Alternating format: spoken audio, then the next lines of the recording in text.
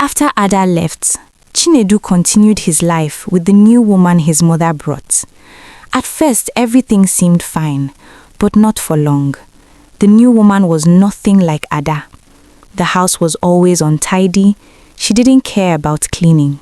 She did things only the way she wanted.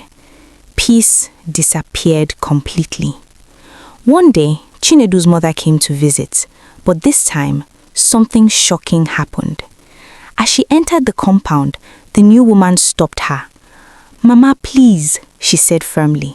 "I don't like too many visits. You should stay in your own house." The older woman froze. "What do you mean?" she asked. The woman looked straight at her. "I am not like the one you sent away. I don't accept control." The words were heavy. For the first time, the mother had no reply. Slowly, she turned back and left. That moment, regret began. Everything she thought she was fixing, she had destroyed. Not long after, Chinedu could not take it anymore.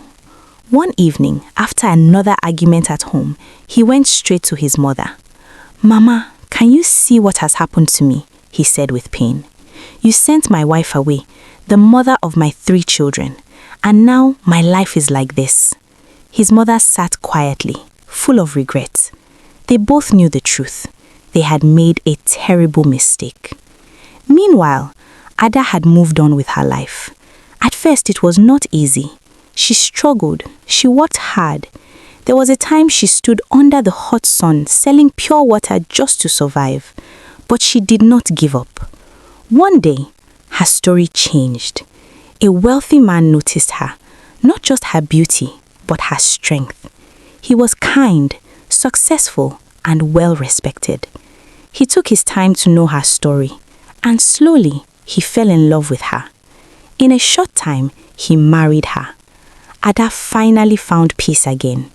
This time, she was not just loved, she was honored. Back in Chinedu's life, things kept getting worse. Finally, he and his mother decided to look for Ada. They searched everywhere, until one day, someone directed them to her house. They followed the directions, and when they arrived, they stopped in shock. Before them stood a large gate leading into a beautiful mansion. Chinedu looked at his mother in disbelief. "Is this where Ada lives?" he asked quietly. They knocked on the gate. A well-dressed man came out and opened it. They mentioned Ada's name. The man looked at them briefly, then allowed them inside. As they walked in, their eyes widened. The compound was large. Luxury cars were packed neatly. Everything showed wealth, peace, and order. Then they saw her, Ada, standing there, glowing, beside packed suitcases. A driver stood nearby. It was clear they were about to travel. Chinedu rushed forward. "Ada, please come back home," he said desperately. Ada looked at him calmly. Then she shook her head gently. "That is no longer my home."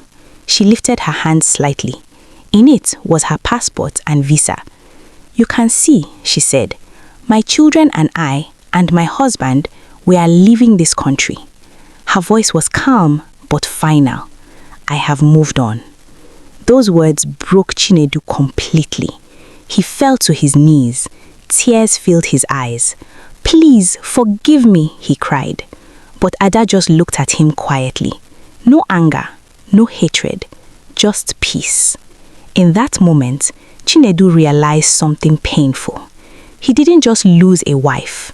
He lost a home, a family, and a future he could never get back.